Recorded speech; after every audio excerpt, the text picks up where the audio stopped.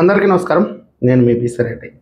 చాలామంది నా సాటి తెలుగుదేశం పార్టీ అభిమానులు కానివ్వండి, కార్యకర్తలు కానివ్వండి, గ్రామ స్థాయిలో ఉండే చిన్నా చితక నాయకులు కానీ నన్ను ప్రత్యక్షంగా కలిసినప్పుడు నన్ను ఒక ప్రశ్న వేస్తారు నా మీద. నువ్వెప్పుడు పార్టీకి భజన చేసుకుంటూ ఉంటావు, గ్రౌండ్ రియాలిటీ నీకు తెలియదా, మేము పడే కష్టాలు నీకు తెలియదా, నువ్వు కూడా వీడియోల రూపంలోనో సోషల్ మీడియాలోనో పోస్టులు పెడితే కదా కార్యకర్తలకు అన్యాయం జరుగుతుందని, గట్టిగా మాట్లాడితే కదా చంద్రబాబు నాయుడు గారి దాకా తెలిసేది, అల్లా ఓడు మాట్లాడాడు, వీడు మాట్లాడాడు, నువ్వు కూడా పోరాటం చేయాలి అన్నప్పుడు, అన్న సమయం వస్తే ఖచ్చితంగా మాట్లాడతాను. 2-3 సందర్భాల్లో కూడా నేను వీడియోలో చేస్తున్నాను. కార్యకర్తల పరిస్థితి చాలా దయనీయంగా ఉంది, గ్రామ స్థాయిలో వాళ్ళు ఎలాంటి పరిస్థితిని ఎదుర్కొంటున్నారో అనేది నేను చెప్పే ప్రయత్నం చేసినాను. నేనైతే ఆ లైన్ దాటలేను, ఏ కార్యకర్త లైన్ దాటలేరండి. ఈరోజు నన్ను ప్రశ్నించే వాళ్ళు నేరుగా ప్రశ్నించవచ్చు, వాళ్ళకి నాకంటే విలువ ఉంది సమాజంలో, కానీ వాళ్ళ తప్పు చేయరు. ఎందుకంటే క్రమశిక్షణ కలిగినటువంటి పార్టీ తెలుగుదేశం పార్టీ. బజార్ను పడటం అనేది చాలా సింపుల్. ఒక్కసారి బజార్ను పడిన తర్వాత ఆ వ్యక్తికి విలువ ఉండదండి. రాజకీయంగా ఎన్నో ఒడిదుడుకులు ఉంటాయి, ఎత్తుపల్లాలు ఉంటాయి. సమస్యని ఎదుర్కోవాలి, ఓర్పుగా నిలబడాలి, పోరాటం చేయాలి, అనుకున్న లక్ష్యాన్ని సాధించాలి. ఈ సోదంతా ఎందుకులే కానీ, అంటే మీరు అర్థం చేసుకుంటారని చెప్తున్నాను. ఒక 10 రోజుల నుంచి జరుగుతున్నటువంటి పరిణామాలు, పల్లా శ్రీనివాసరావు గారు గట్టిగా మందలించాడు. సాక్షాత్తు ముఖ్యమంత్రి చంద్రబాబు నాయుడు గారు ఎమ్మెల్యేలను ఉద్దేశించి చాలా గట్టిగా మందలించాడు.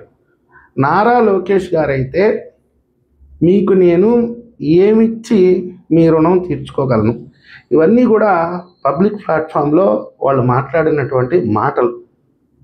రాష్ట్ర అధ్యక్షులు వారు, ముఖ్యమంత్రి గారు, మంత్రి గారు మాట్లాడిన తర్వాత మనం మాట్లాడటంలో తప్పు లేదండి. వాస్తవంగా చెప్పాలంటే, నేను 2020లో, అంటే 2019లో మనం ఓడిపోయిన తర్వాత 2020 ఒక 6 నెలల తర్వాత ఏ కార్యకర్తకు ఫోన్ చేసినా, మన పార్టీ కార్యకర్తకు ఫోన్ చేస్తే, అన్న బిజీగా ఉన్నావన్నా, ఒక 10 నిమిషాల తర్వాత నేనే కాల్ చేస్తాను. ఏం బిజీగా ఉన్నావు తమ్ముడు అంటే, బాదుడే కార్యక్రమం జరుగుతుంది, మేమే తిరుగుతున్నాం, ఆ నియోజకవర్గంలో ఇన్ఛార్జ్ కూడా లేడు, నాయకుడు లేడు, మీరు పోయి ఏం తిరుగుతారంటే, లేదన్నా ఒక 20 మంది అయ్యాము, పాంప్లెట్స్ పార్టీ ఆఫీస్ నుంచి వచ్చినాయి, మేమే ఫ్లెక్సీలు వేసుకున్నాం, తిరుగుతున్నాం. నాకు ప్రత్యక్షంగా నేను చూసినటువంటి సంఘటన, ఫ్లెక్సీలు కట్టడానికి రోజువారీ కూలి చేసుకొని బతకలేనటువంటి వాళ్ళు కూడా ఇంట్లో ఉండేటటువంటి వస్తువులు తాకట్టు పెట్టుకొని పార్టీ కార్యక్రమాలకి ఫ్లెక్సీలు కట్టారండి. ఇది వాస్తవం. నేను గుండెల మీద చేసుకొని నిజం చెప్తున్నాను. నేను నా కళ్ళారా నేను చూశాను. మా పరిస్థితి అన్నా కొంచెం మెరుగు, కానీ చాలా దయనీయమైన పరిస్థితిలో ఉండే తెలుగుదేశం పార్టీ కార్యకర్త ఆనాడు వాళ్ళ గ్రామంలో ఫ్లెక్సీ కట్టే పరిస్థితి కూడా లేదు, నాయకుడు కూడా లేదు అన్నప్పుడు, వాళ్ళ ఆర్థిక పరిస్థితి బాగలేకపోయినా వాళ్ళ ఇంట్లో ఉండే కుండలు కూడా కుదవ పెట్టుకొని ఫ్లెక్సీలు కట్టారండి. ఇది వాస్తవం. 24 గంటలు కష్టపడ్డారండి. చంద్రబాబు నాయుడు గారి మీద కొండంత ఆశ, కొండంత నమ్మకం. 2024లో చంద్రబాబు నాయుడు గారి అధికారంలోకి రాకపోతే ఈ రాష్ట్రం ఏమైపోద్దో, ప్రజలు ఏమైపోతారో, ఎప్పుడు కూడా వాళ్ళ స్వార్థం కోసం తెలుగుదేశం పార్టీ కార్యకర్త ఆలోచించలేదండి. మీకు ఒక ఉదాహరణ చెప్తా. ఈరోజు తెలుగుదేశం పార్టీ కార్యకర్తల్లో 80% మంది కార్యకర్తలకి రేషన్ కార్డు లేదు, అర్హత ఉండి కూడా కనీసం ఒక పట్టా లేదు, ఇంటి నివేశన స్థలం లేదు, ఎలాంటి ప్రభుత్వ రాయితీలు లేవు, కానీ పార్టీ కోసమే పనిచేస్తారు వాళ్ళు. దాదాపుగా 14 ఏళ్ళు అధికారంలో ఉన్నారు. అంతకుముందు ఒక 5 సంవత్సరాలు నందమూరి తారక రామారావు గారి అధికారంలో ఉన్నారు. ఇన్నేళ్ళు అధికారంలో ఉంటే దాదాపుగా 80% మంది తెలుగుదేశం పార్టీ కార్యకర్తలకి రేషన్ కార్డు లేదు అంటే మీకు ఆశ్చర్యంగానే అనిపించవచ్చు, కానీ వాళ్ళు ఎప్పుడు కూడా బయటకు వచ్చి చెప్పుకోరు. మేము అధికారంలో ఉన్నాం కాబట్టి ఒక 4 ఫ్లాట్లు కొట్టేసాము, మా ఇంట్లో బోగస్ రేషన్ కార్డులు తెచ్చుకున్నాము, ఇలాంటి ఆలోచన చేయరు. ఇలాంటి కోరికలు కూడా వాళ్ళలో ఉండవు. 2019లో తెలుగుదేశం పార్టీ ఓడిపోయిన తర్వాత ప్రతి కార్యకర్త, ప్రతి తెలుగుదేశం పార్టీ అభిమాని ఈరోజు తెలుగుదేశం పార్టీ ఏదైతే సూపర్ 6 హామీలు ఇచ్చిందో అంతకి 10 హామీ ఇచ్చారండి. గ్రౌండ్ లెవెల్లో ప్రజలకి భరోసా ఇచ్చారు, ప్రజలకి అండగా నిలబడ్డారు. మనకందరికీ తెలుసు, దాదాపుగా 75 నియోజకవర్గాల్లో సరైన నాయకుడే లేడు. పార్టీని బతికించుకున్నారు, ప్రాణాలు పణంగా పెట్టారు. ఎప్పుడు కూడా పార్టీ విధానం కానీ, పార్టీ ఏదైతే ఒక స్టాండ్ తీసుకుంటుందో అది జనాల్లోకి వెళ్ళాలి. అది జనాల్లోకి వెళ్తేనే పార్టీ పట్ల నమ్మకం వస్తుంది, మళ్ళీ ఓటు వేయాలా అనే ఆలోచన ప్రజల్లో కలుగుతుంది. ఆ నమ్మకాన్ని కల్పించింది తెలుగుదేశం పార్టీ కార్యకర్త, క్యాడర్ లేని చోట కూడా. అయితే నేను ఇందాక చెప్పినట్టుగా తెలుగుదేశం పార్టీ ఏ విధంగా సూపర్ 6 హామీలు ఇచ్చిందో ప్రతి కార్యకర్త గ్రామ స్థాయిలో, వార్డు స్థాయిలో ప్రజలకి హామీ ఇచ్చాడు. నేనున్నాను, రేపు మన ప్రభుత్వం వస్తుంది, మీకు న్యాయం జరగద్ది, మీకు అండగా నేనుంటాను, ఆ రోజు నా మొహం చూసి ఓటేయండి. ఇదే ప్రతి కార్యకర్త ఇల్లు ఇల్లు తిరిగి ఓటర్ వెరిఫికేషన్ చేసి ఓటర్ స్లిప్ ఇచ్చి చివరికి పోలింగ్ బూత్ దాకా తీసుకెళ్ళింది తెలుగుదేశం పార్టీ కార్యకర్తే. ఇది 100% నిజం. ఇది తెలుగుదేశం పార్టీ కూడా ఆత్మపరిశీలన చేసుకోవాలి. ఆత్మపరిశీలన చేసుకున్నారు కాబట్టే నిన్న నారా లోకేష్ గారు ఏమిచ్చి మీ రుణం తీర్చుకోగలను, నాకు అన్నా చెల్లెళ్ళు ఎవరు లేరు, నాకు 1 కోటి మంది అన్నా చెల్లెళ్ళు ఉన్నారు, తెలుగుదేశం పార్టీ కార్యకర్తలే నా అన్నా చెల్లెళ్ళు అన్నది. నేను ఈరోజు ఎమ్మెల్యేలకు చెప్తున్నాను, దాదాపుగా ఒక నెల క్రితం కూడా ఒక వీడియో చేశాను. 40-50 మంది మరీ చాలా చాలా ఘోరంగా ఉన్నారండి. వీళ్ళు మరి ఏమనుకుంటున్నారో, రేపు 2029లో వీళ్ళు పోటీ చేసే ఉద్దేశం ఉందా, గెలిచే ఉద్దేశం ఉందా, వీళ్ళకి టికెట్ ఆశిస్తున్నారా అంటే అర్థం కానటువంటి పరిస్థితి. ఈరోజు సగటు తెలుగుదేశం పార్టీ కార్యకర్త కోరుకునేది ఏంటంటే డబ్బు కాదు, ఏదో ప్రభుత్వ పథకాలు కాదు, పదవులు కాదు, గుర్తింపు, గౌరవం. నేరుగా ఎమ్మెల్యే గారి దగ్గరికి వెళ్ళి ఆయన ఏదైతే ఒక వార్డుకు పనిచేశాడో, ఒక గ్రామానికి పనిచేశాడో, ఆ ప్రాంతంలో ఉండే ప్రజలు ఏదైతే ఆయన మీద ఆశలు పెట్టుకున్నారో, మీరు అధికారంలోకి వస్తే నాకు ఈ పని చేసి పెడతావు కదా అని ఆ విజ్ఞప్తి ఆయనకి ఇచ్చినప్పుడు ఎమ్మెల్యే గారి దగ్గరికి తీసుకొచ్చి, సార్ ఫలానోళ్ళకి ఈ పని చేస్తే బాగుంటుంది అని అడిగినప్పుడు ఆయన స్పందించాలి. అన్నీ చేస్తారు అని ఆశించాల్సిన అవసరం లేదు, చెయ్యాల్సిన అవసరం కూడా లేదు. మీకు పాసిబిలిటీ ఉంటేనే చెయ్యండి, పాసిబిలిటీ లేని చేయాల్సిన అవసరమే లేదు. ప్రజల నుంచి కూడా చాలా చాలా కోరికలు వస్తాయి, మేము కాదనలేము, మేము అర్థం చేసుకోగలం. కొన్ని చేయగలరు, కొన్ని చేయలేరు. కానీ మీ దగ్గరకు వచ్చిన కార్యకర్తకి భుజం మీద చెయ్యేసి, తమ్ముడు ఇది పరిస్థితి, నెక్స్ట్ టైం చేస్తాను, ఇప్పుడు చేయలేను, లేదా చేయగలిగింది అయితే వెంటనే చేసేయటం. ఇది చాలు సగటు కార్యకర్తకి. మీ దగ్గర నుంచి కోట్లు ఏమీ ఆశించట్లేదు, మీ దగ్గర నుంచి పదవులు ఏమి ఆశించట్లేదు. ఈరోజు వాస్తవమైనటువంటి పరిస్థితి ఏంటంటే ఎవరన్నా ఫోన్ చేస్తే భయపడాల్సినటువంటి పరిస్థితి సగటు తెలుగుదేశం పార్టీ కార్యకర్త పరిస్థితి నేను చెప్తాను.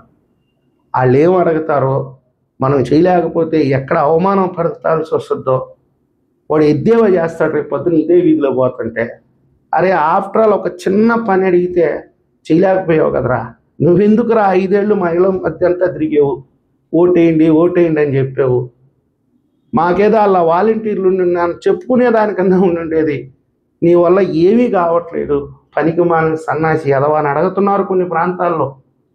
ఆ అవమాన భారాన్ని దిగమింగుకొని ఇళ్లలో కూర్చొని ఉంటున్నారు ఈరోజు 60% మంది కార్యకర్తలు. ఈరోజు అలిగి మీరు ఇంట్లో కూర్చుంటే ఎలా అని నారా లోకేష్ గారు ప్రశ్నిస్తున్నాడు. అలిగి ఇళ్లలో కూర్చోవటం కాదు, అవమానంతో ఇళ్లలో కూర్చొని ఉంటున్నారు. బయటకు వస్తే ఎవరు ఎదురు పడతారో, వాళ్ళు ఏమడుగుతారో చేయలేనటువంటి పరిస్థితి. ఎందుకని? ఎమ్మెల్యే చుట్టూ ఒక గోడ. ఎమ్మెల్యే నియమించుకున్నటువంటి అధికారులే ఈరోజు 80% నియోజకవర్గంలో. ఎమ్మెల్యే చెప్పందే ఏ అధికారి పని చేయడు. ఒకవేళ తెలుగుదేశం పార్టీ కార్యకర్త వీడు అన్న ఐడెంటిటీ ఆ అధికారి దగ్గర ఉన్నా, వీడు అడిగే దాంట్లో న్యాయం ఉంది అని ఆ అధికారికి అనిపించినా, ఆ అధికారి చెయ్యలేనటువంటి పరిస్థితి. రేపు పొద్దున ఎమ్మెల్యే నుంచి ఏమి చివాట్లు వస్తాయో అని. దయచేసి చంద్రబాబు నాయుడు గారికి, లోకేష్ గారికి విజ్ఞప్తి చేస్తున్నాను. అలిగి ఇంట్లో కూర్చుంటున్నారు, వీళ్ళు అలిగితేనే ప్రమాదము, వీళ్ళు ఎందుకు అసహనంతో ఉన్నారు, వీళ్ళకి ఎందుకు పార్టీ పట్ల వ్యతిరేకతతో ఉన్నారు అని ఆలోచించే ముందు ఈరోజు 1 కోటి మంది తెలుగుదేశం పార్టీ కార్యకర్తలు ఏమి కోరుకుంటున్నారు అంటే వాళ్ళ మాటకి విలువ. మీరు చెయ్యొచ్చు, చేయకపోవచ్చు, అన్నీ పాసిబిలిటీ ఉండాలి అని ఏం లేదు, కానీ మీ నుంచి రిప్లై రావాలి. అదే సగటు తెలుగుదేశం పార్టీ కార్యకర్తగా నేను కానీ, ఇంకెవరైనా కానీ ఆశించేది. ఇక్కడ నేను ఎమ్మెల్యేలకి సూక్తులు చెప్పేంత గొప్పవాడిని కాదు. ఒక విషయాన్ని ఆలోచించుకోమని చెప్తున్నా. చంద్రబాబు నాయుడు గారి దగ్గరికి లక్షల్లో వస్తాయి విజ్ఞాపనలు. ప్రతి ఒక్కరూ పోయి ఆయనకు ఒక లెటర్ ఇస్తాడు. పదవుల దగ్గర నుంచి, ఉద్యోగాల దగ్గర నుంచి, ఇంకా ఎన్నో కోరికలు. దాదాపుగా 45 ఏళ్ళు ఆయన రాజకీయ జీవితంలో ఒక నెలకి వేలల్లో ఉంటే సంవత్సరానికి లక్షల్లో విజ్ఞప్తులు వస్తాయి ఆయన దగ్గరికి. కానీ ఎవ్వరూ ఆయన్ని వ్యతిరేకించరు. ఆయన గుండెల్లో పెట్టుకొని ఆరాధిస్తారు. ఎందుకని తెలుసా? ఆయన దగ్గర నుంచి వచ్చే సమాధానం, ఆయన దగ్గర నుంచి వచ్చేటటువంటి ఓదార్పు. ఆయన చెయ్యొచ్చు, చేయకపోవచ్చు, అది వేరే విషయం. కానీ చెప్పే సమాధానం, భుజం మీద చెయ్యేసి ఆయన ఓదార్పు మాటలు. ప్రతి తెలుగుదేశం పార్టీ ఎమ్మెల్యేకి నేను విజ్ఞప్తి చేసేది ఒకటే అండి, మిమ్మల్ని తప్పుపట్టట్లేదు, మారడానికి ప్రయత్నించండి. ఏదో రేపు గెలిస్తే గెలుస్తాం, గెలవకపోతే గెలవకపోతాం, అదేమంత పెద్ద సమస్య. ఒక 5 ఏళ్ళు అధికారంలో ఉంటాం, 5 ఏళ్ళు ప్రతిపక్షంలో ఉంటాం, మళ్ళీ రేపు గెలుస్తాం అని మాత్రం మీరు ఊరుకుంటే మీరు పులి నోట్లో తలకాయ పెట్టబోతున్నారు. ఇక్కడ ప్రత్యామ్నాయం లేదు. ఉంటే తెలుగుదేశం, జనసేన, బీజేపీ కూటమి, లేదంటే జగన్మోహన్ రెడ్డి. ఒకవేళ మీరు కళ్ళు మూసుకొని నిద్రపోయారనుకోండి, అబ్బా మనకెందుకు వచ్చిన గొడవ, మన పిఏలు ఉన్నారు, వాళ్ళు చూసుకుంటారు, కార్యకర్తలు ఎటుపోతే మనకెందుకు, అది తెలుగుదేశం పార్టీ అధిష్టానం చూసుకోవాలా వాళ్ళ పరిస్థితి, మనం హ్యాపీగా ఉన్నాం కదా, మనకు కావాల్సిన పదవులు మనకు వచ్చేసినాయి కదా అని నిద్రపోతే మీ కర్మజాలక, మా కర్మజాలక ఏం కాదు. మేము 5 ఏళ్ళు జగన్మోహన్ రెడ్డి గారి టార్చర్ అనుభవించాము, ఇంతకంటే అనుభవించేది ఏమి ఉండదు. నిండా మునుగునోడికి సలే ఉందన్నట్టు మళ్ళీ మునగడానికి కూడా సిద్ధం. కానీ మిమ్మల్ని మాత్రం జగన్మోహన్ రెడ్డి వదిలిపెట్టడు ఈసారి. ఇది ఖచ్చితంగా చెప్తున్నాను. ఆ రోజు పార్టీ మారిపోతే మనం తప్పించుకుంటామేమో అని మీరు అనుకోవచ్చు. మిమ్మల్ని నమ్ముకొని ఉన్నారు చూడండి, ఈరోజు ఒక 100 మందో 150 మందో, వాళ్ళను కూడా నాశనం చేసిన వాళ్ళు అవుతారు. నేను మిమ్మల్ని ఏదో భయపెట్టడానికో మభ్యపెట్టడానికో కాదండి. ఈ రాష్ట్రం సర్వనాశనం అయిపోద్ది, దివాలా తీసే పరిస్థితికి వస్తుంది. మీరు ఈ 5 ఏళ్లలో చేసిన అభివృద్ధి మొత్తం మీ పేరు చెప్పుకోవడానికి మీరే సిగ్గుపడే రోజు వస్తుంది. నేను 5 ఏళ్ళు అధికారంలో ఉన్నప్పుడు పలానా వరకు రోడ్డు వేసాను, ఈరోజు గొప్పగా చెప్పుకుంటారు చాలామంది మాజీ ఎమ్మెల్యేలు, మాజీ మంత్రులు. నేను అధికారంలో ఉన్నప్పుడు పలానా బిల్డింగ్ కట్టించాను, పలానా హాస్పిటల్ కట్టించాను, పలానా స్కూల్ కట్టించాను అని. మీ కర్మ గాలి రేపు కానీ వైఎస్ఆర్సీపీ అధికారంలోకి వస్తే మీకు చెప్పుకునేదానికి ఏం ఉండదు. మీరు కట్టించినవి కూడా కూల్చేస్తాడు, లేదంటే రంగులు వేసుకొని వాళ్ళ ఆయన పేరు పెట్టుకుంటాడు, లేదా ఆయన పేరు పెట్టుకుంటాడు. దయచేసి అర్థం చేసుకోండి. మీ యొక్క వాదన, మీ యొక్క గొంతుని ఈరోజు ప్రజల్లోకి తీసుకురాగలిగేటటువంటి ఏకైక శక్తి తెలుగుదేశం పార్టీ కార్యకర్తలు. కర్ణుడికి కవచకుండలాగో తెలుగుదేశం పార్టీకి కార్యకర్తలు ఈరోజు రూపాయి ఆశించకుండా, కావాలంటే ఎమ్మెల్యేలకు అందరికీ విజ్ఞప్తి చేస్తున్నాను, మీ దగ్గరికి 100ల కొద్ది కార్యకర్తల నుంచి విజ్ఞాపనలు వస్తే 99 మందికి చెప్పండి, ఇప్పుడు కాదురా బాబు, వచ్చే సంవత్సరం చేస్తాను, లేదంటే 2029లో అధికారానికి వస్తే తప్పకుండా నీకు చేసి పెడతాను, ఇప్పుడు నన్ను వదిలి అని చెప్పండి భుజం మీద చేసి. వాళ్ళు సంతోషంగా నీకు సమాధానం చెప్పి నీ వెంటే నడుస్తారు ఈ 3.5 సంవత్సరం. ఇంతకంటే చెప్పేదానికి నా దగ్గర ఏమీ లేదు. పార్టీకి కానీ ఎమ్మెల్యేలకు కానీ అందరికీ చెప్తున్నాను, భవిష్యత్తుని ఒకసారి దృష్టిలో పెట్టుకొని ఆలోచించి అడుగులేస్తారని ఆశిస్తున్నాను. ఈ వీడియో మీకు నచ్చినట్లయితే లైక్ చేయండి, సబ్స్క్రైబ్ చేయండి. ధన్యవాదాలు.